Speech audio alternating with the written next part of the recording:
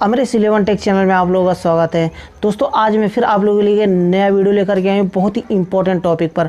आज इस वीडियो में हम बात करने वाले हैं कि अगर एयर कंडीशनर में चाहे विंडो एयर कंडीशनर हो या फिर स्प्लिट एयर कंडीशनर हो, अगर सिस्टम में गैस कंप्लीट है उसके बाद भी कूलिंग नहीं हो रहा है रूम में और सक्शन लाइन चिल्ड हो रहा है लेकिन फिर भी रूम में कूलिंग नहीं हो रहा है, क्या फ़ॉल्ट होगा, क्या प्रॉब्लम होगी, आज इसी टॉपिक को हम एक्सप्लेन करने वाले हैं। इसलिए वीडियो को कंप्लीट देखते रहिए। और उससे पहले मैं बताना चाहूँगा हमेशा की तरह कि अगर आपने अभी तक अमरीश 11 टेक चैनल को सब्सक्राइब नहीं किया है तो नीचे लाल कलर का सब्सक्राइब का बटन है, उसे दबाकर सब्सक्राइब कर लें और बेल आइकन को प्रेस कर दें ताकि हमारे आने वाली न्यू वीडियो की नोटिफिकेशन आपको सबसे पहले मिल सके, क्योंकि दोस्तों हम आपके लिए ऐसे यूजफुल वीडियो हमेशा लेकर के आते रहते हैं। तो हम बात करते हैं टॉपिक की कि कूलिंग क्यों नहीं करता है।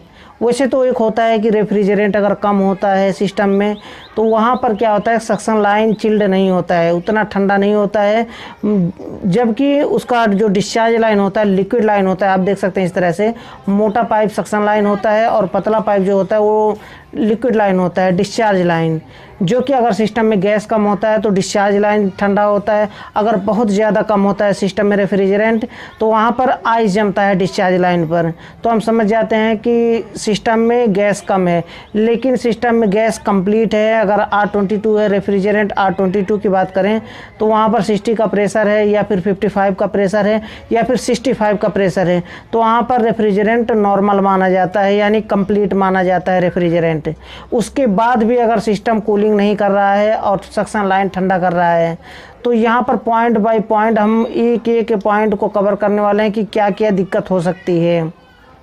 तो वहाँ पर सबसे पहले हम बात करते हैं कि हमें क्या क्या चेक करना है। सबसे पहला हो गया कि हमारा फ़िल्टर चेक करना है, ब्लोअर चेक करना है, कूलिंग कॉइल चेक करना है। कहीं ऐसा तो नहीं कि कूलिंग कॉइल पूरा ब्लॉक हो, डस्ट हो, या फिर फ़िल्टर उसका पूरा डस्ट हो, या फिर ब्लोअर पूरा ब्लॉक हो, डस्ट हो, जिससे क्या होगा एयर ना तो फेंक पाएगा, ना तो बाहर, ना तो अंदर ले पाएगा एयर, जिससे क्या होगा कि सारा रेफ्रिजरेंट वहाँ पर जमा होता है और सक्शन लाइन पूरा चिल्ड होता है वहाँ पर। तो वहाँ पर सिस्टम अच्छी तरह से काम नहीं कर पाता है, सिस्टम वर्क नहीं करता है अच्छी तरह से। इसलिए चेक करना है कि कहीं प्रॉब्लम तो नहीं है।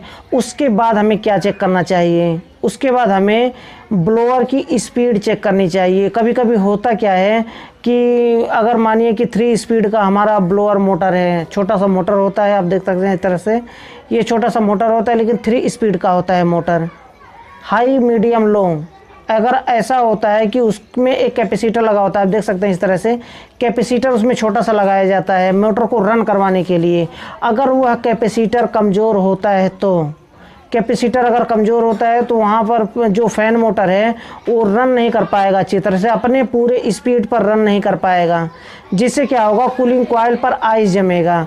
और जब कूलिंग कॉइल पर आइस जमेगा या फिर वह बहुत ज़्यादा वह डस्टी होगा या फिर आइस जमेगा, तो वही होगा कि डस्टी हो या फिर आइस जमा हो, प्रॉब्लम सेम होता है, ना तो एयर खींच पाएगा ना तो बाहर फेंक पाएगा। तो इससे क्या होगा कि वहाँ पर बाहर यही प्रॉब्लम फेस करने को मिलेगा कि सक्शन लाइन पे आइस जमेगा या तो बहुत ज़्यादा चिल्ड होगा लेकिन रूम में कूलिंग नहीं होगा। ये तो हो गया इंडोर की बात। अब हम बात करते हैं आउटडोर में क्या प्रॉब्लम होता है। आउटडोर में अगर कैपेसिटर कमज़ोर होता है तो वहाँ पर भी क्या होता है, कंप्रेसर बार बार ट्रिप होता है और रन नहीं कर पाता है कंप्रेसर, क्योंकि उसका रनिंग अगर कमज़ोर होता है तो रनिंग कैपेसिटर कमज़ोर होने की वजह से क्या होता है, कंप्रेसर चलते चलते बंद हो जाता है। अगर कंप्रेसर बंद हो जाता है तो वहाँ पर कूलिंग नहीं करेगा। जैसे मानिए कि अगर कंप्रेसर नॉर्मली 15 मिनट या फिर 20 मिनट रन कर रहा है और वहाँ पर रनिंग कैपेसिटर कमज़ोर है, कमज़ोर होने की वजह से क्या होगा कि 5 मिनट 2 मिनट चलेगा, उसके बाद बंद हो जाएगा कंप्रेसर। मैं बताना चाहूँगा नीचे डिस्क्रिप्शन में आपको एक लिंक मिल जाएगा जहाँ से सारे इमेज को जा कर के आप डाउनलोड कर सकते हैं कि कौन से फॉल्ट के कारण कौन सा एरर शो होता है, स्प्लिट एयर कंडीशनर हो या फिर विंडो एयर कंडीशनर हो। और स्प्लिट एयर कंडीशनर और विंडो एयर कंडीशनर का जितने भी कंपनी के एयर कंडीशनर होते हैं सबका सर्किट डायग्राम कैसे किया जाता है, कैसे वायरिंग किया जाता है, सबका डिस्क्रिप्शन में लिंक मिल जाएगा। वहाँ से क्लिक करके आप जा करके इमेज को डाउनलोड डाउनलोड कर सकते हैं। जितने भी इमेज दिए गए हैं सबको आप डाउनलोड करके आप अपने पास रख सकते हैं। और उसी के साथ में लिंक एक दिया गया है कि कोई भी एयर कंडीशनर हो, किसी भी कंपनी का एयर कंडीशनर हो, एप्लीकेशन का लिंक एक दिया हूँ। एक एप्लीकेशन है जिसे डाउनलोड करके आप अपने मोबाइल में रख सकते हैं और किसी भी एयर कंडीशनर का वायरिंग डायग्राम आप देख सकते हैं बहुत ही आसानी से।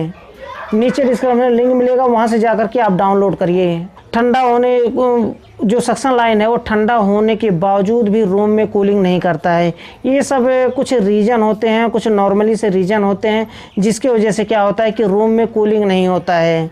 अब हम बात करते हैं कि रेफ्रिजरेंट अगर कम होता है सिस्टम में, या फिर पाइप ब्लॉक होता है, या फिर कुछ और प्रॉब्लम होता है, या फिर आउटडोर का फ़ैन मोटर। अब देखिए एक पॉइंट मैं भूल गया कि आउटडोर का फ़ैन मोटर जो है उसे भी चेक करना होता है। जैसे इंडोर का फैन ब्लोअर मोटर होता है उसकी स्पीड हमें चेक करनी होती है, आउटडोर का फ़ैन मोटर भी उसी तरह से सेम वर्क करता है। उसकी भी स्पीड कभी कभी क्या होता है, उसकी भी स्पीड बहुत स्लो हो जाती है आउटडोर फैन मोटर की, जिससे क्या होता है उसके स्लो होने की वजह से भी कूलिंग पर इफ़ेक्ट पड़ता है।